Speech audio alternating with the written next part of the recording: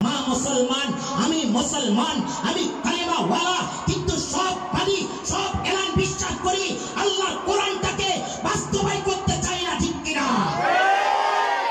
যেমন আমাদের বিয়ে হয়, অনুষ্ঠান হয়, সব চলে, সব রকমের ভ্যারাইটিস থাকে, কিন্তু আল্লাহর কোরআন থাকে না। বিয়ের বাড়িতে গাছ বাজনা হবে, গায়ে হলুদ হবে, সবকিছু হবে, কিন্তু কোরআনের যে নিয়ম তান্ত্রিক গুলো আছে এগুলো আমরা বাস্তবায়ন করি না, ঠিক কিনা? কারণ আমরা কোরআনের এলান শুনেছি, কোরআনের এলান দিয়েছি, কোরআনের এলান বিশ্বাস করি, কিন্তু এটা বাস্তবায়ন আমরা করতে চাই না, ঠিক কিনা? মুসলমান কোরআনের আইন বাস্তবায়ন, এটা দুনিয়ার কোনো এলান না, এটা রব্বে কারিমের পক্ষ থেকে এলান। যালিকাল কিতাব লা রাইবা ফি, যে কিতাবের মধ্যে সন্দেহ নাই, কোনো সন্দেহ করা যাবে না। এই গ্রন্থের কিতাবটাকে আমাদের তাহলে কিরকম দরকার? প্রতিটা সেক্টরে, প্রতিটা স্থানে, প্রতিটা জায়গায় আল্লাহর কোরআন জিন্দা থাক, কোরআন চোখ, কোরআন থাকবে, কোরআনের আইন থাকবে, কোরআনের রাও পাও থাকবে, কোরআনের দাওয়াত থাকবে, কোরআনের ফিকির থাকবে, এটাই চেষ্টা থাকবে, ঠিক কিনা? যেমন আমরা কিছুদিন আগে, বেশি দিনের কথাগুলো নয়, এই যে রানিং মুসলমান ইবাদত করবে, মুসলমান নামাজ পড়বে, মুসলমান রব্বে কারিমের কাছে পানাহা চাইবে, সেই জায়গাগুলোতে মধ্যে সেই সেজদার জায়গাগুলোর রুমগুলোতে তালা ঝুলিয়ে দেওয়া হয়েছিল, ঠিক কিনা? এটা কাদের কাজ? এই কাজটা হইল এক নাস্তিক বেঈমান মুদ্রাদের কাজ, ঠিক কিনা?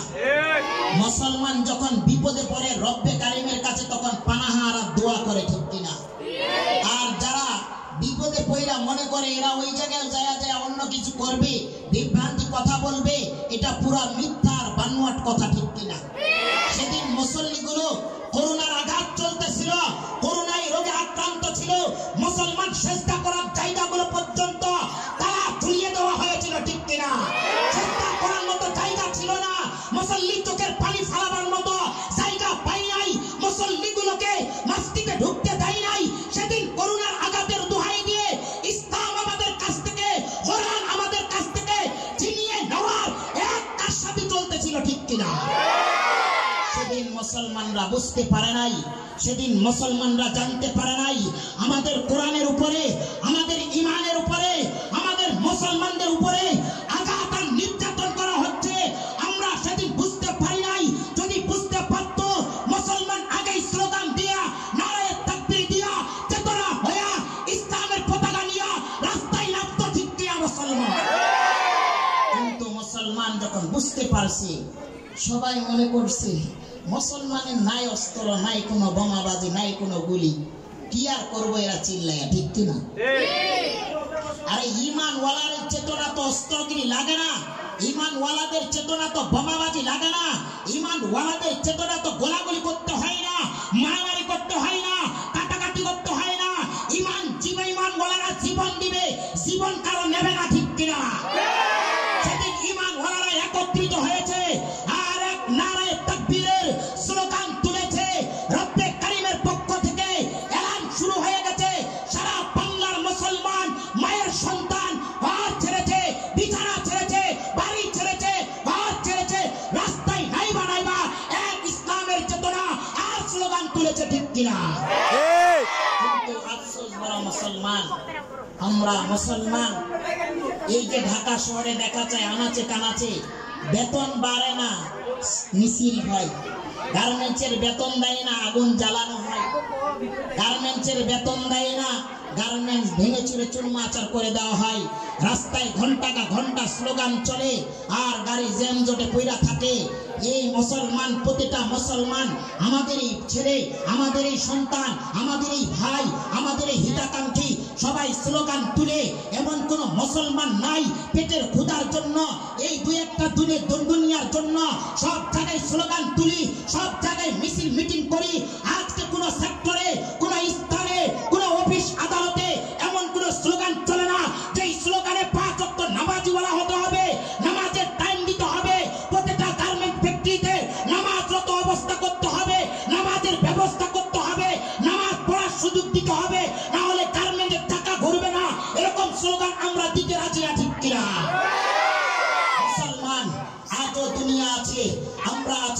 সুযোগ আছে, তওবা করেন, স্লোগান তুলেন, প্রতিটা জায়গায়, প্রতিটা স্তরে, প্রতিটা সেক্টরে তুলেন একটাই স্লোগান।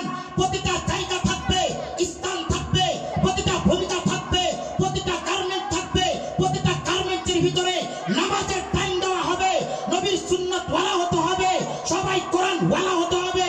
এরকম স্লোগান আমরা আজ থেকে, এখন থেকে স্লোগান তুলব, ঠিক কিনা?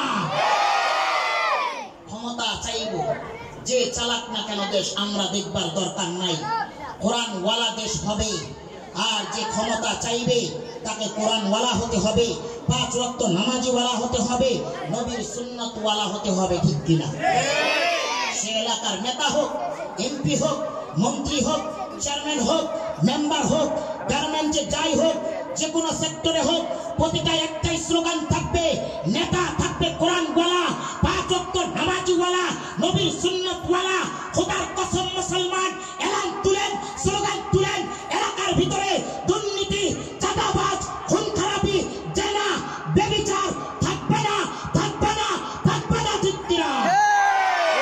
স্লোগান তোলা যাবে কিনা? যাবে ইনশাআল্লাহ। একটাই স্লোগান থাকবে, নবীর প্রেমিক হয়েছি থাকবো, নবীর আইন চলবে, আল্লাহর আইন চলবে, কোরআন থাকবে, নবীর সুন্নাত থাকবে। আরে মুসলমান তো সেদিন থেকে আমরা বেইজ্জতি আর আমাদেরকে অপমান করেছে, সেই অপমানের কিছু নাই। আমাদের দাওয়াত তো আমাদের পক্ষ থেকে না, আমাদের দাওয়াত গুলো তো আমাদের বাপ দাদা ধর্ম থেকে না, আমাদের দাওয়াত তো কোনো দাদার পক্ষ থেকে না, আমাদের দাওয়াত তো কোনো মুরব্বির পক্ষ থেকে না। আমাদের দাওয়াত হইল আল্লাহর কোরআন থেকে, আল্লাহর আসমানি কিতাব থেকে।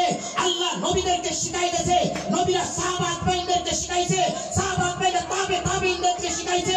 এখান থেকে সিলসিলা আসতে আছে, উলামায়ে কেরামরা ঠিক এরকমই দাওয়াতের কাজ দিতে আছে, চলাইতে আছে, দিতে আছে। আমরা সেই সত্যের দাওয়াত দিতেই থাকবো, ঠিক কিনা? কেননা এখান থেকে শুরু। আল্লাহর নবীকে আল্লাহ পাক বলেছিলেন, হাবিব যাও, ওয়াকুল জাল হক ওয়া সাকাল বাতিল ইন্নাল বাতিলা কানা সাহুকা। যাও মক্কায় যাও, এখানে 360টা মূর্তি পূজা আছে, সিজদা চলে, দুধ পানি চলে, উলঙ্গ সিজদা করে। এখানে যাও, এখানে অন্ধকার আছে, আলো নিয়ে আসে। আল্লাহর নবী দিছে, তাই দাওয়াত দিছে, লা ইলাহা ইল্লাল্লাহ, নেই কোনো মাবুদ আল্লাহ ছাড়া। সেদিন কি মুসলমানের কাছে দাওয়াত নিয়ে গেছে? কাফিরের কাছে। আল্লাহ পাক জানাই দিয়েছেন, হাবিব আপনি দাওয়াত নিয়ে যাইতেছেন, আপনার বিরোধিতা আপনার ঘর থেকে করবে, আপনার আপন মানুষগুলো করবে, আপনার নিজের ঘর থেকে আপনার শত্রুতা খাড়া হবে, আপনি তাতে ভয় পাবেন না, আপনার সাথে আমি রব আছি। প্রথমে আল্লাহর নবীর বিরোধিতা করেছে আবু জাহেল, আপন চাচা বিরোধিতা আর শত্রুতা করেছে। আল্লাহর নবীকে সেদিন নিজের এলান দেওয়ার জন্য গেছিল, নবীর রাজত্ব পাওয়ার গেছিল, নিজের কুরাইশি বংশের নাম ফুটাবার জন্য গেছিল, নিজেকে মুহাম্মদ দাবি করাবার জন্য গেছিল। না মুসলমান, এক আল্লাহ তাআলার পাঠানো